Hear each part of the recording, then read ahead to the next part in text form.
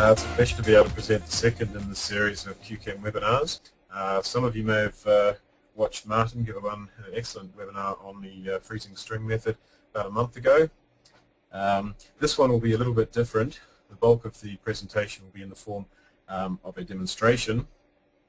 And I'd just like to say now that I guess I'm reasonably familiar with IQmol now, having been dealing with it for about 2 years.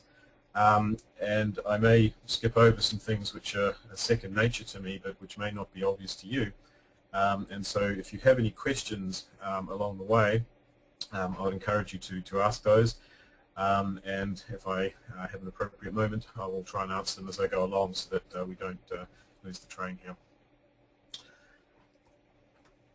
Okay, so I'm just going to give a little bit of an overview. I don't normally give these, but I think it might be useful in this case. I'll start with a little bit of background about IQmol, a little bit of history, how it came about. I'd then like to draw your attention to some of the resources that are available, most of these online. So if you do have problems using IQmol, you can check with these first. And then, as I said before, the bulk of the presentation will be in the form of a demonstration going through several examples, exploring some of the functionality of IQmol. So this will include an overview of the viewer using the builder to build systems. And then I'm going to pay particular attention to configuring what I call Q-Chem servers. So this allows you to run Q-Chem jobs from IQmol. And this includes both remotely and on your local machine if you have Q-Chem installed. We'll then submit some Q-Chem jobs, and finally we'll analyze some of the results that are generated. Okay, so a little bit of background. What is IQmol? Well, hopefully you're all aware that it's a cross-platform open source molecular editor, and it was written by me. Okay, so it runs under the main operating systems, desktop operating systems, OS X, Windows, and Linux. It's developed under OS X, so I guess that tends to be the most tested version, but I do have Windows versions. Unfortunately, I still do not have a Linux binary available. Binaries available for OS X and Windows, but Linux binaries, you'll need to compile that yourself. There is source code available and some brief instructions on how to do that, but until I work out how to actually package that up for the various Linux distributions, that will have to remain the case at the moment. Okay, so as Jinting said, we're currently at version 2.1 of IQmol. There's actually been an update. 2.1 was released, I think, in was it late October. That's been since updated with 2.1.1, which fixed a small problem with submitting Q-Chem jobs. And that latest version, 2.1.1, can be downloaded from the web page. Okay, so IQmol, it grew out of what was called the QE, the Q-Chem User Interface. And this was really an initiative to try and simplify the process of generating input files for Q-Chem jobs. So as you'll all be aware, there are many, many, many options available within Q-Chem. That can seem a little bit daunting to a new user. And so the QE was designed just to sort of guide the user through the labyrinth of options so that they could run the jobs that they wanted to. But that was sort of had an unhappy existence, the QE, and that's all it did. It generated input files, which is sort of a fairly narrow capability. And so IQmol sort of came on top of that, and then basically absorbed the QE, and you'll see the QE as part of IQmol later on. So it can operate as a standalone. You don't need to have Q-Chem to run it. You can, if you've got Q-Chem input files or output files, you can read those. But it can also read a bunch of other different formats, XYZ, PDBs, and so forth. But it really is designed and customized for a Q-Chem workflow. Okay, so that includes right from the start when you're building the structures, generating Q-Chem input files, submitting the calculations to whatever computers you have available to you, and then finally visualizing the results. So that's where it really works the best. Okay, so I said I'd just like to draw your attention to some of the resources that are available. The first one, that's the embedded help. There's a little button next to it with a little lifesaver there, I think. That's on the toolbar. You'll see that in when I do the demonstration. Click on that, there'll be an embedded help, which as you can see has many topics organized in a HTML-like fashion. There's hyperlinks and so forth. You can also search the embedded help using the search function there. And this is where new users should certainly go first to understand how to use some of IQmol functionality. Perhaps I should have come first. This is the web page. This is where you can download the latest version of IQmol. In particular, as I said before, there are binaries for OS X and Windows. And I guess there are this documentation is also available on the website as well. Okay, more recently the IQmol Forum has been established. This came about roughly about the same time as the 2.1 release. And I'm trying to encourage people to post questions and communicate via the forum as opposed to writing emails to me. This is really so that we can build up a knowledge base about using IQmol and perhaps some of its functions and limitations even. So you can go to the forum. It's www.iqmol.org/forum. You're able to browse the different topics there. But if you do want to post, reply to a posting or ask your own question, you do need to register. It's a fairly simple and straightforward process. Apparently a lot of the bots don't have too much problem registering, so nobody else should. As I say, I hope to build up a sort of a library of information on this forum. There's also a bug tracking website available on IQmol.org. Again, registration is required, and I would encourage people to make sure they actually have a bug before they post on there, and the forum is a great place to discuss that before finally creating a bug ticket. But that resource is also there available online. And finally, if you are running Linux and you would like to compile your own version of IQmol, the source code is available on GitHub. The web address is up there. If you just search for IQmol on GitHub, you should find the link. And there will be the latest version that I have checked in. It is a read-only repository, and so if you make any significant changes to the code, if you want to develop in it, you'll need to contact me to get those changes incorporated into the main version.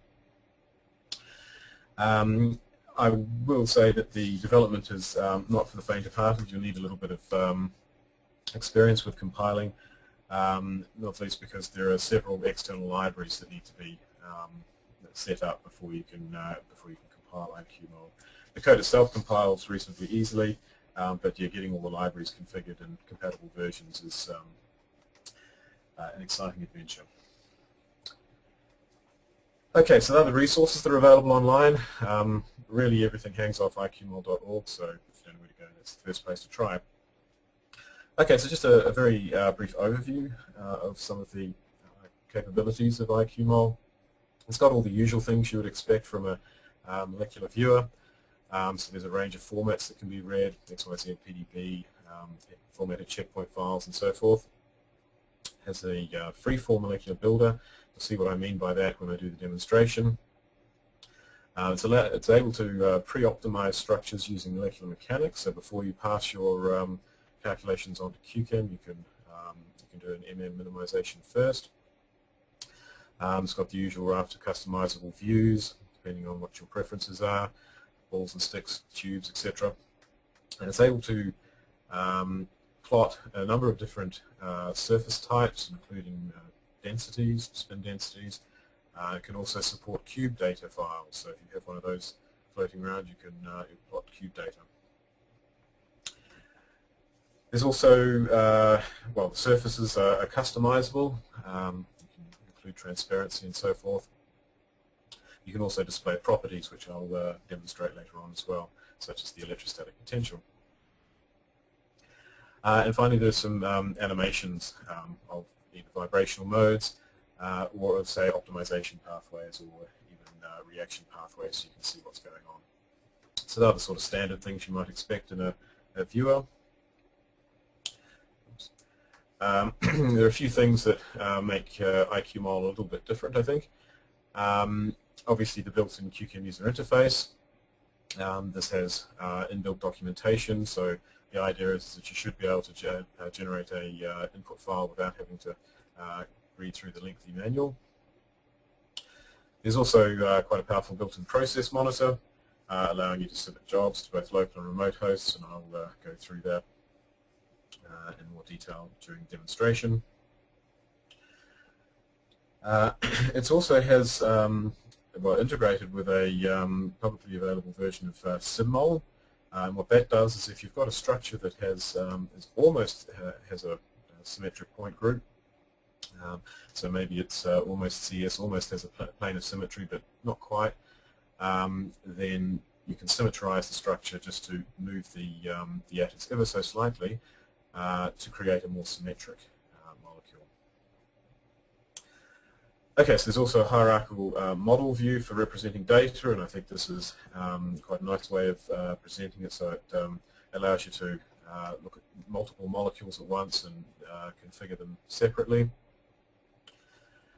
And then finally, I incorporate some pro-molecule density surfaces, and that allows you to plot pseudo-densities for fairly large systems without actually having to run a ab initio calculation.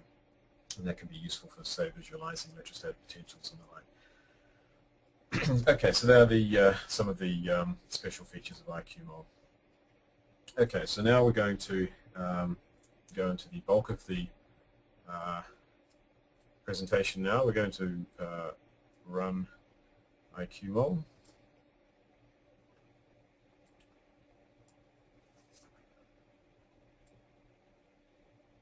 Okay, so here's the window that you'll be presented with when you first start IQmol. You can separate it into four main regions. Up the top here, we have what I'll call the toolbar, and that has a bunch of buttons that access commonly used functionality.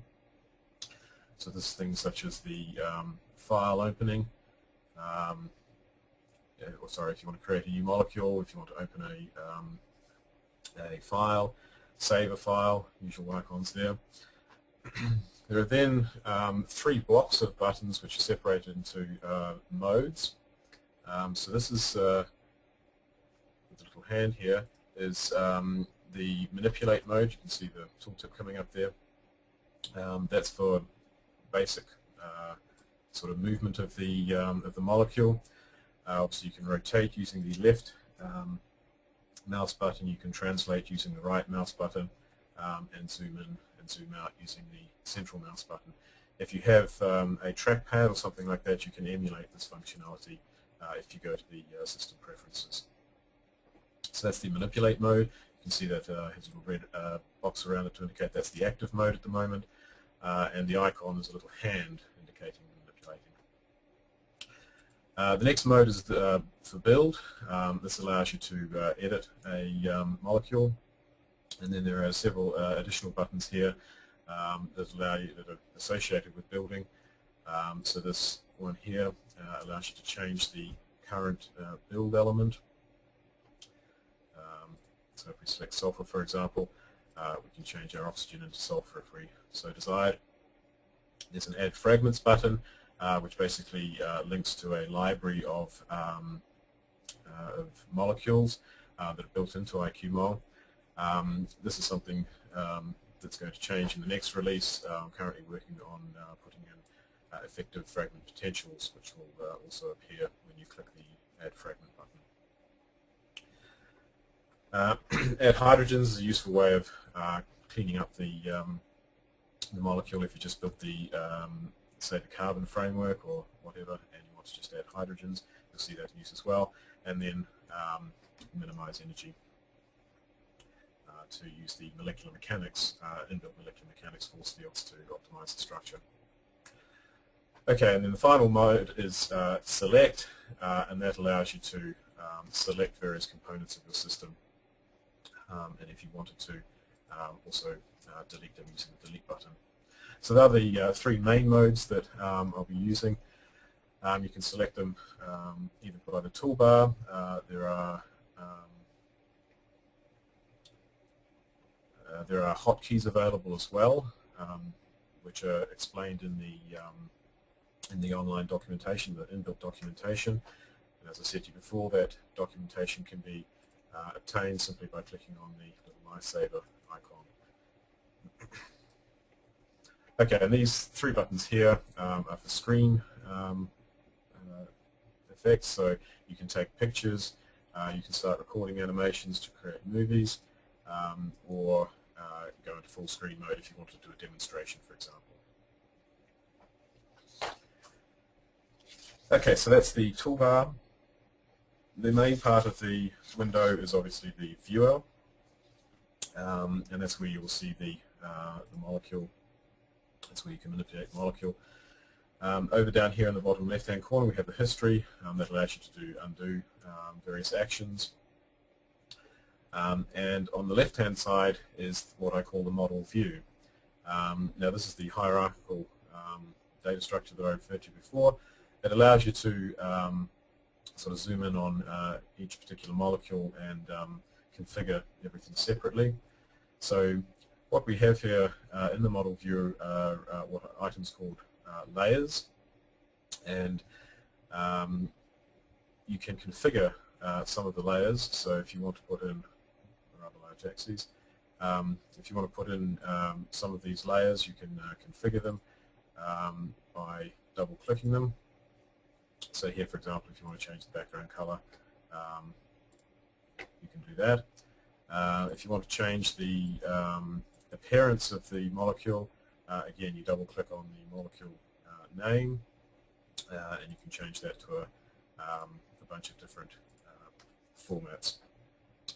And you can change the various parameters associated with those as well. Okay, so this is sort of a reoccurring theme when you're using IQmol. When you have these layers, if you want to sort of configure them, if you want to change some of the options, the idea is that you can double-click them, and that will come up with some useful information. Okay, so that's the main viewer there. What we're going to do is just go through some examples now. So we'll create a new molecule. You can see our original one's still available if we want it to be, but we're going to get rid of that. And now we've just got a new molecule here. So this is going to introduce some basic building options. You can see that the mode, the default mode, is now changed to the build mode. In order to add atoms, we don't want to add a sulfur though, we just click and drag to create bonds. Okay, so it's fairly simple. As you can see, it's got this free-form build, so the structures initially come out looking a bit strange. But that's okay. Now we can use the Add Hydrogens button, and that will grow the hydrogens, fill up any empty valencies, and then finally the minimize to get something that looks a bit more reasonable. Now if we go and have a look at the info here, we can see what we have is a benzene molecule which appears to have C1 symmetry, which is not quite what we want. So this is where we can use the symmetrized molecule option, and what that does is, as I said to you before, simply nudge the coordinates of the atoms so that they form now the correct D6H structure. Okay, so left click adds atoms. If we right click on an atom, it will delete it, which is what we've done there. So I'm going to create the phenyl radical, and we're going to submit that to Q-Chem. So we open up the QE. This is now the QE that I referred to before, and this is what allows you to generate the input file for Q-Chem. Okay, so as you can see, the correct, well, it's assumed a neutral system, and so it's given a multiplicity of 2. As you can see, these little boxes are jumping up here. These are the tooltip information, which tells you what each of the options does. Okay, so this allows you to avoid looking at the manual all the time. Okay, so let's do everybody's favorite level of theory. We're going to submit this.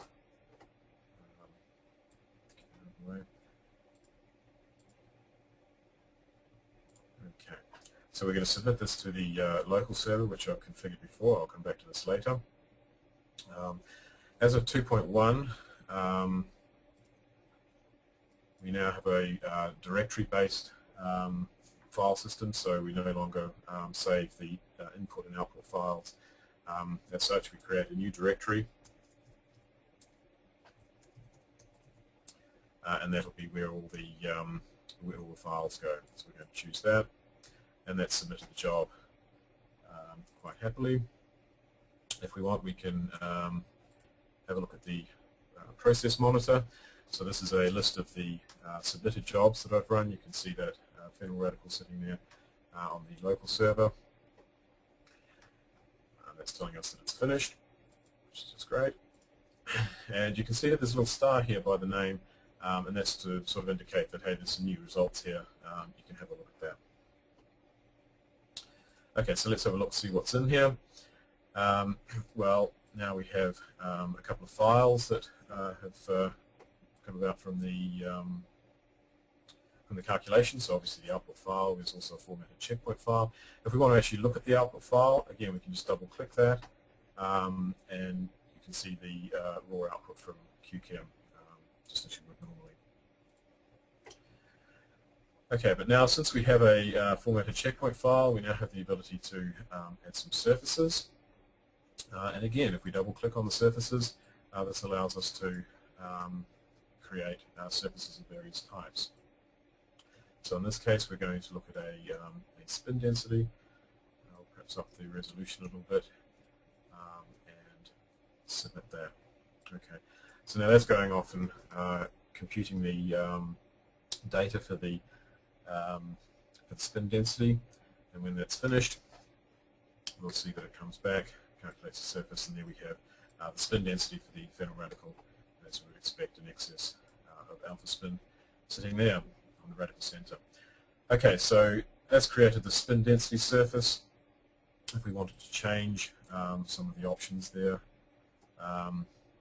let's make it transparent, or change the rendering or anything like that, change the colors, that can all be done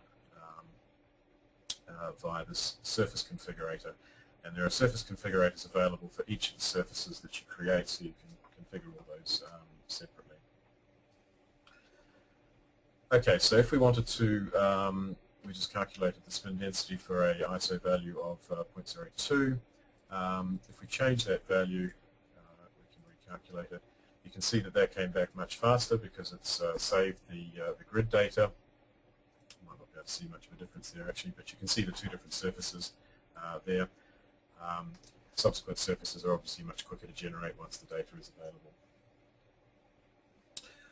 Okay, so that's a very basic example that we've submitted to the local machine. So that's the machine that I'm sitting on right now. Let's look at something a bit different. So again, we're going to create a molecule which you should be familiar with. You have to bear with me a little bit while I build this. In fact, I probably should have had more of this before I started the webinar. So as you can see, the structures do come out perhaps looking a little bit strange initially, but yeah, like I say, don't worry about that because the optimizer usually takes care of that.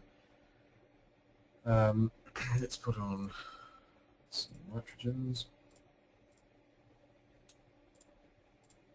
and finally some oxygen. So if we want to create double bonds, we just create a single bond first and then click and drag again to increase the bond order. Okay, so we can add hydrogens now and do a minimization. Now occasionally if your structures are a little bit wayward, there might be a little bit too much energy in the minimization, and you might not get the structure you expect initially. If that's the case, if you perhaps just do another minimization, you'll get to the structure that you desire. So this here is caffeine, and we're going to submit this to a new machine. And so what we're going to do is we're going to edit our servers. So this is a list of configured servers. Currently I only have the local server configured, which I did separately. If we double click that, this is how that was set up. So I just gave it a name, gave it the value of the Q-Chem environment variable, and that's pretty much all you need for a local server.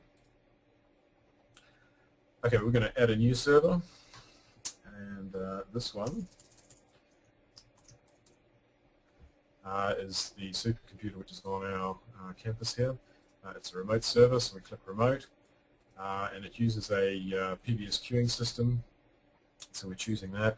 At the moment there are only two types of server, what I call basic, which is really if there's no queuing system on the server, and PBS, which is the batch queuing system.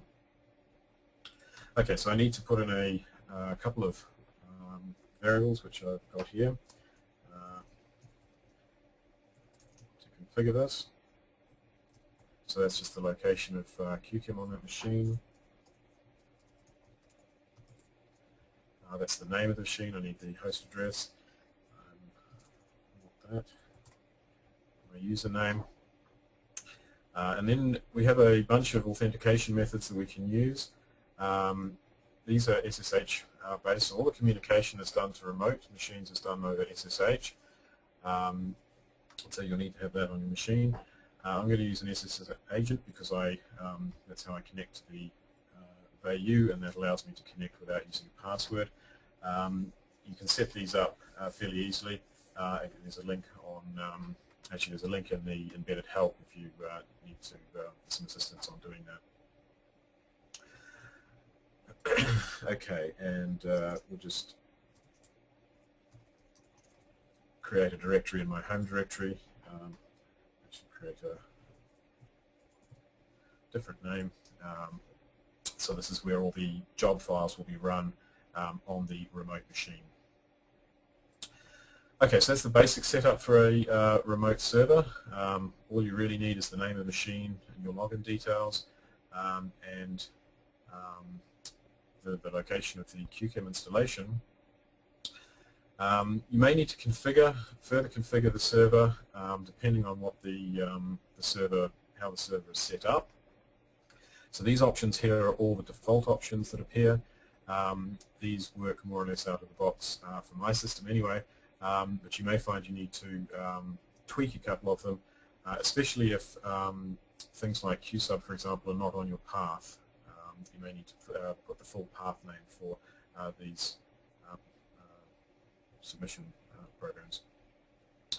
Okay, one thing I need to add here in order to get the submission script to work is I need to load the Q-Chem module. Okay, so I just put that at the start of the run file template.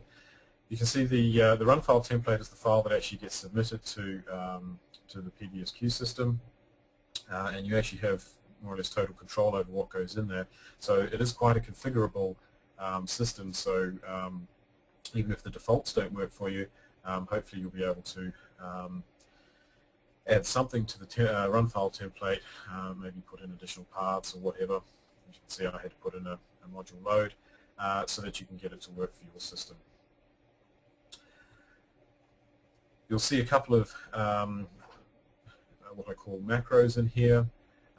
So these will be entered in later, so resource options such as the wall time, memory and so forth will be configured later at the time of submission of the job, because obviously they depend on the job that you're running. Okay, and then basically all it's really doing is setting a scratch directory and running the Q-Chem job.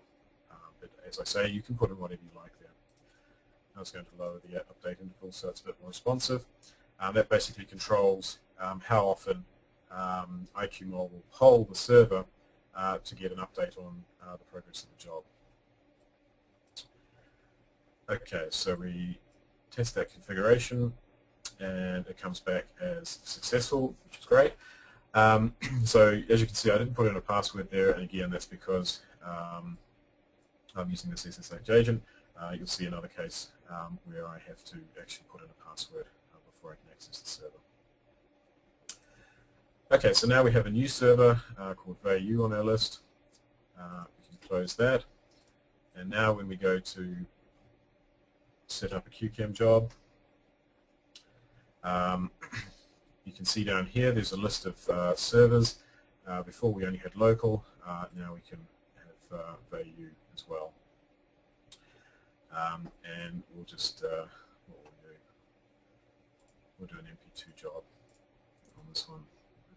There we go. Okay. So we're going to submit that.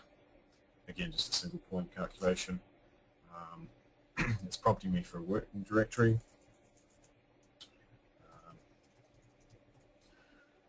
So we'll give it a name. So this is the directory on the server that I'm doing now. Now it's come back with a list of PBS queues that are available. And on our particular machine there are 4 different queues, so I need to select one of those. We're going to go for normal. Hopefully this job won't take 24 hours. We'll just change some of these values. The defaults that come up are basically the minimums for that queue, so they're actually configured by the queues, not by IQmol. But you can obviously change these defaults if you just click that. So next time you run IQmol, if you find yourself always using more virtual memory, for example, you can change that and set that as a default. And we hit OK, and that job has now been submitted to the VU server. And if we go to, not to the server list, but to the job monitor, you can see the caffeine is sitting there. And at the moment, the status is queued, and I can't really do anything about it until it actually enters into the queue. Okay, so we'll leave that one for the time being. We'll come back to that when it finishes. And move on to another example. So we're going to create a new molecule. Now this time what we're going to do is we're going to actually use a fragment. So as I said to you before, this is a bunch of molecules that are come available with IQmol. What are we going to do? We're going to look at perhaps amino acid. This one. So you can see these are CML files, as a chemical markup language, and again this is a format that IQmol can read quite happily. Okay, so there we have our amino acid, and what we're going to do on this one is we're going to submit this job to another server. But this time it's going to be oh, there we go, our caffeine is finished. That's great. So it's prompting us to copy the results back. We hit OK. It's asking us for a location to save the files locally now.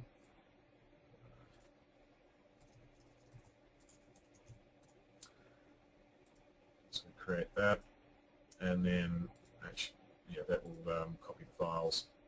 And as you can see, they've already come across now with a little star there. Before we go back to the caffeine example, though, we'll just show you how to configure a basic remote server. So the VU server was a PBS server. We're going to configure a new remote server. And this one is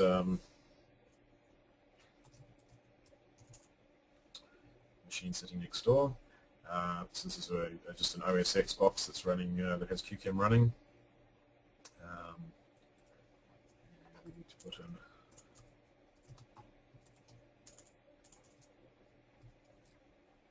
where the installation, the Q-Chem installation is.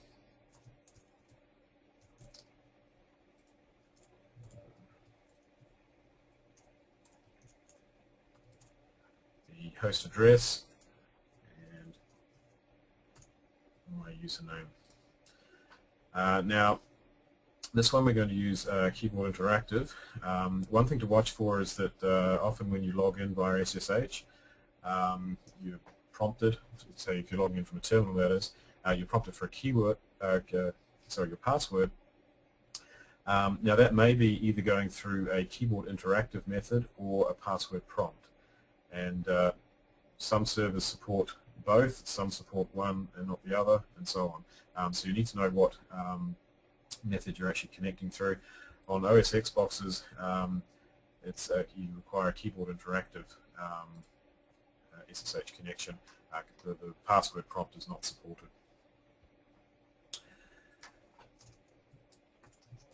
So we'll just create our working directory on the remote machine, and I think that's all we require. So we can test the configuration. It's asking me for my password. Again, this is the interactive part. So I put in my password and it comes back successful. Okay. So that's now connected to the server. And that should be the last time I have to enter the password during this session of IQmol. Although in subsequent sessions I'll obviously need to enter it again. Okay, so now we have a list of 3 servers, and we can close that. We're going to submit this job. Q-Chem setup, again, we come back here, and we're going to make this a geometry optimization, through lip level, and we're going to submit it to Faulkner.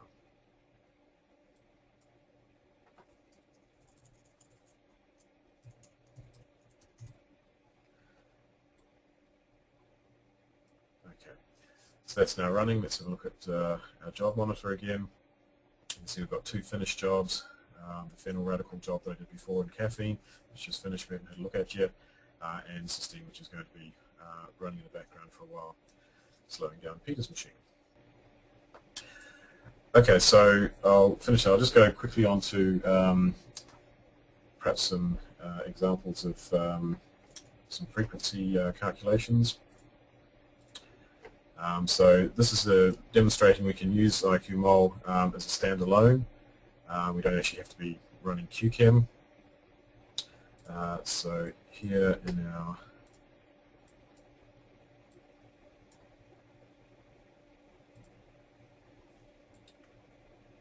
examples, we have something which I've computed before. This is a catalyst, I think, used in atom transfer radical polymerization. That's a mouthful for you. And what we've got here, we've previously run a frequency calculation. So this is just an output file that I have run on this molecule. And because it's a frequency calculation, you can see that we now have a frequencies layer that's appeared. If we have a look at that, we can see all the frequencies. There's quite a few of them here for the system. One of them, which is of particular interest, this is actually transition state. So you can see this. Let's look here. Perhaps display our element type. So we've got a bromine atom sitting here. And that's about to transfer over onto the methacrylate molecule over here. And so if we actually look at the vibrational frequency, we can see the movement that's involved for the imaginary frequency. We can configure this by, again, double-clicking the vibrational frequencies. If you want to, you can increase the amplitude of the motion, increase the speed, and so forth.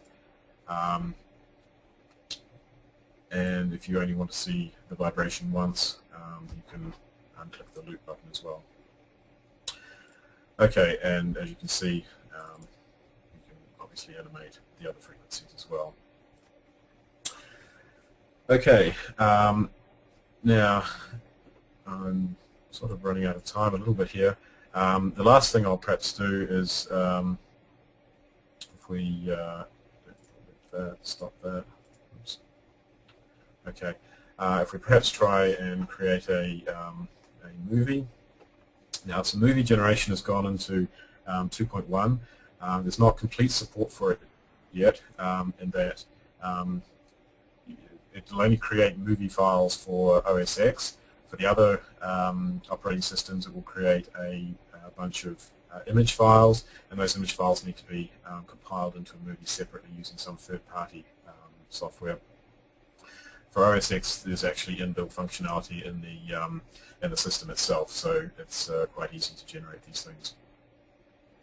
Okay, so if we want to create a movie, we hit the record button. It prompts us for the name of a movie file. That'll do. And now what's actually happening at the moment is it's not recording anything. It'll only record when it actually animates. And so if I click that, you can see the redrawing of the screen is a little bit slower, and that's because it's actually saving image files at each point. We can stop the movie recording at the moment, and at the moment it's going off and actually compiling the movie. And with luck, here we should have the movie that we've just created. So if you want to do this for demonstration purposes, you can save movies. And like I say, for the other operating systems, you do need to compile the images yourself.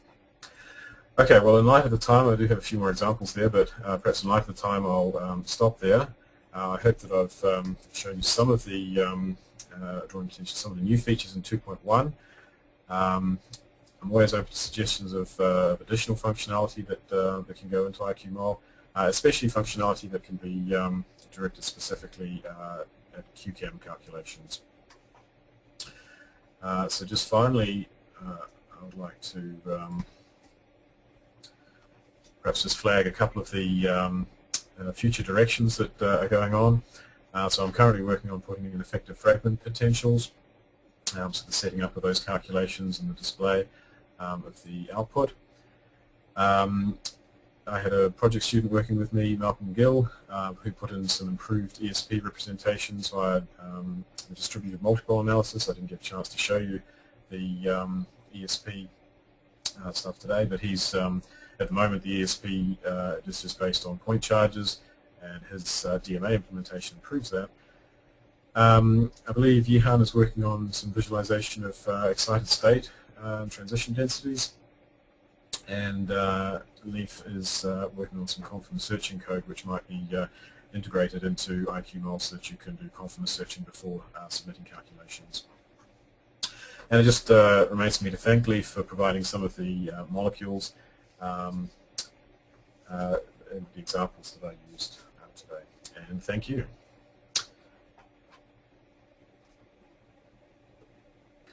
Okay, so we've got a couple of questions here.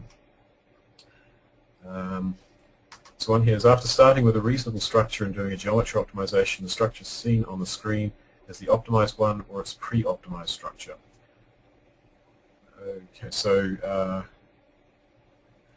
it depends on what you mean by the geometry optimization. So I guess there are two stages here. So you draw the molecule. When you oh great, okay, our cystine's finally finished.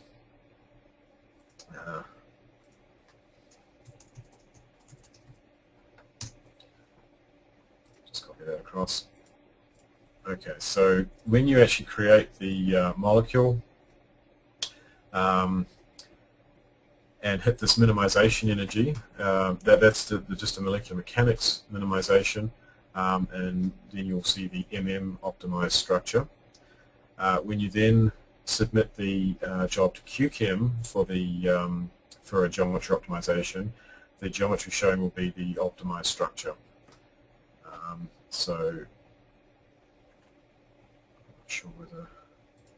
Okay, so our cysteine examples actually come across now, which is quite nice.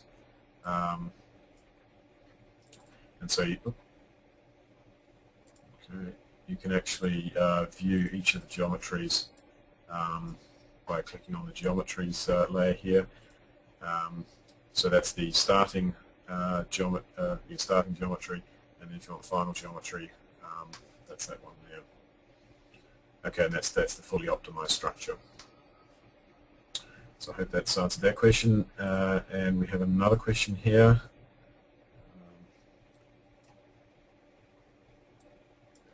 Okay, I played around with the software prior to the webinar. It looked at MOs, but how about calculating viewing localized MOs such as Edmonds-to-Rudenberg localized MOs? Is this supported with Q-Chem and IQmol? Okay, so currently the only orbitals that are able to be plotted are the canonical ones that come out of the SCF calculation. The other ones that are written to the formatted checkpoint file, and that's what I read in order to plot the molecular surfaces. In principle, though, if you have a different set of MO coefficients, there's no reason why you couldn't plot any other orbital type, localized orbitals, for example, but currently I can't do that. You need to do a little bit of manipulation. That's a good suggestion for some functionality that could be added.